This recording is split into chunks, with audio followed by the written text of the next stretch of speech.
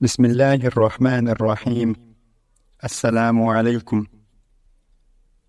حضرت محمد صلی اللہ علیہ وآلہ وسلم نے فرمایا، قیامت کے دن ہر آنکھ روئے گی سوائے 3 آنکھوں کے۔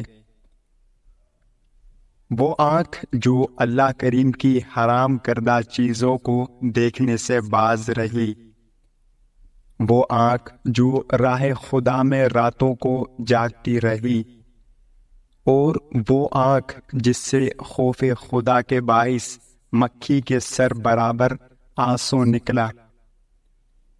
اللہ تعالیٰ عمل کرنے کی توفیق عطا فرمائے۔